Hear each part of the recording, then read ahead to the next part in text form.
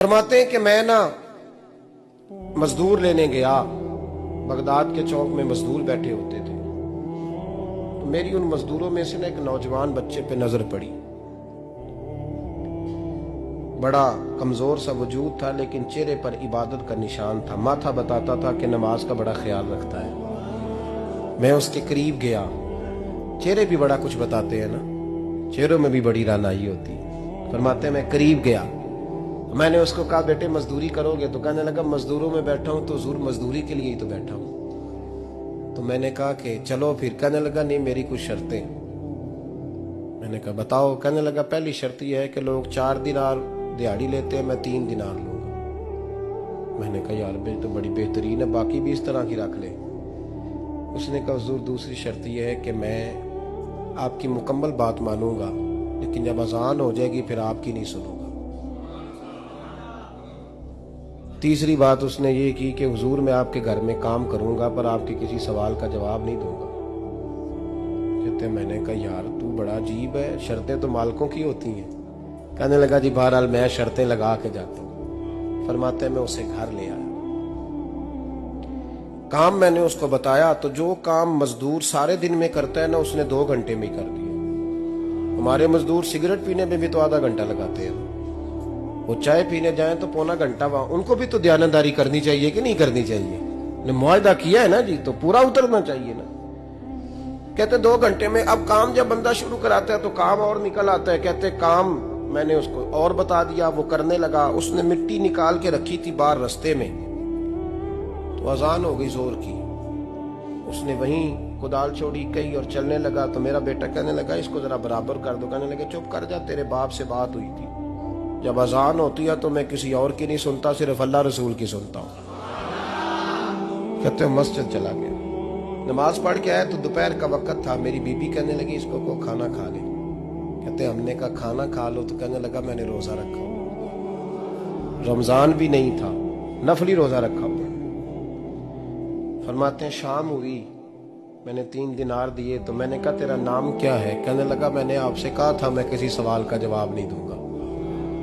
वो चला गया। अगले दिन मैं फिर लेने गया उसे, काम कुछ और निकल आए। तो लोगों ने बताया वो सिर्फ हफ्ते वाले दिन आता है। मैंने कहा क्यों? कहने लगे जी वो कहता है मेरा हफ्ते का खर्चा 3 दिनार है, जब 3 दिनार कमा लेता हूं तो बाकी सारा टाइम अल्लाह रसूल की जिक्र में गुजार दिया करता हूं। फरमाते हैं अजीब। अगले हफ्ते मैं फिर लेने गया, मैंने पूरा हफ्ता इंतजार किया कि काम उसी से कराना है। मैं जब गया तो मैंने कहा चलो। कहने लगा मेरी शर्तें याद है ना? और मैंने कहा याद है भाई साथ चल। फरमाते हैं काम कराया। 2-3 हफ्ते वो आता रहा। एक हफ्ते में गया तो लोगों ने कहा हुजूर आज नहीं आया। क्यों? कहने लगे बीमार हो गए। कहाँ घर है? कहने लगे बगदाद के कब्रिस्तान के पीछे जो कच्ची आबादी है उसमें रहता है। फरमाते मैं गया, दरवाजे पे दस्तक दी तो कहने लगा हुजूर आप हैं? दरवाजा खोला है, आ जाइए। फरमाते हैं मैं अंदर गया तो मैंने कहा तुम्हें कैसे पता चला मैं आया हूं? कहने लगा हुजूर अल्लाह वाले हो, आप नहीं आना था, वरना अमीर तो गरीबों का पता लेने कोई नहीं आते। कहते मैं करीब गया तो कहने लगा मैं आपका इंतजार कर रहा था, तेज बुखार है, तप रहा। जेब से कुछ पैसे निकाले, कहने लगा ये पैसे रख लें। एक अंगूठी निकाली, कहने लगा हुजूर आज रात को मेरा इंतकाल हो जाएगा, इन पैसों का कफन खरीद के सुबह जनाजा पढ़ के मुझे दफन कर देना, और जब दफन करो तो ये अंगूठी लेके असर के बाद हारून रशीद के पास जाना। आप उसे कहना मैंने मिलना है, पर वो आपको टाइम नहीं देगा। आप उसको आवाज दीजिएगा कि तेरी एक अमानत है मेरे पास। फिर वो आपसे मिलेगा तो अंगूठी दे दें, फिर आप मेरी तरफ से फारिग हैं। हजरत फरमाने लगे तेरा नाम? और कहने लगा हुजूर वक्त थोड़ा है, आज रात मैंने जाना है, बड़ी लंबी माफी मांगनी है रब करीम से, अगर मुनासिब समझे तो मुझे अपने रब से तन्हाई कर दे। फरमाते हैं मैं आ गया, पर उसकी बातों ने मुझे सारी रात सोने नहीं दिया। फरमाते हैं सुबह बड़ी मुश्किल से सूरज निकला, मैं गया, दरवाजे पे हाथ रखा तो दरवाजा खुला हुआ था। अंदर दाखिल हुआ तो खुशबुएं मेरा इस्तकबाल कर रही थी। जब चेहरे से कपड़ा हटाया तो उसका तो इंतकाल हो चुका। इंतकाल हो चुका है, ऐसे है जैसे किसी का दीदार करके सोया।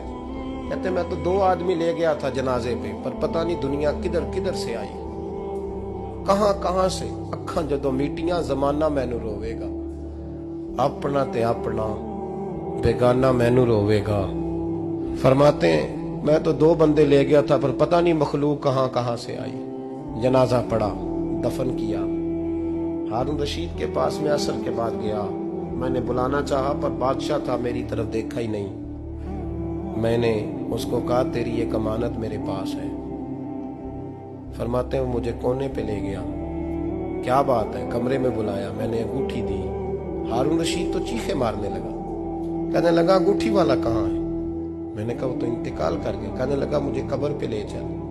कहते मैं कब्र पे लाया तो वो लेट गया, तड़प के रोने लगा। मैंने कहा मेरा कलेजा फट जाएगा, ना उसने कुछ बताया ना तूने बताया, ये कौन था? तो हारून रशीद कहने लगा ये मेरा बेटा था। मैंने कहा तेरा बेटा और मजदूर? कहने लगा हुजूर ये हजरत दाऊद ताई के पास बैठा करता था, उनका मुरीद था, मुझे रोज कहता था अब्बा तूने बड़ी दुनिया इकट्ठी कर ली है, मरते वक्त तुझसे टांगे समेटी नहीं जाएंगी, इतना हिसाब नहीं तू दे सकेगा। मैं इसको समझा देता, इसकी अम्मा समझा देती। ये रोज हमें कहता छोड़ दो, आ जाओ अल्लाह रसूल की बारगाह में झुक जाएं। हम समझ। एक दिन ये चला गया, कहने लगा फिर तुम्हारा रास्ता और है और मेरा रास्ता और है। ये सोने की अंगूठी गलती से इसके पास रह गई, गलती से हीरे की अंगूठी चली गई। कहने लगा देखो मेरे बेटे ने आज वो भी वापस कर दी है। फिर तड़प के कहने लगा हारून रशीद था तो ये मेरा बेटा, पर मेरा मुर्शद निकला, मेरा पीर निकला। भाई जिंदगी तो बड़ी थोड़ी है ना। बाबा साहब ने कहा था उठ फरीदा सुत्या, और दाढ़ी आ गया पूर, अग्गा नेड़े आ गया, पिछा रह गया दूर। उठ फरीदा सुत्या खलकत वेखन जा, मते कोई मिल जाई बख्शिया ते तू ही बख्शिया जा। उठ फरीदा सुत्या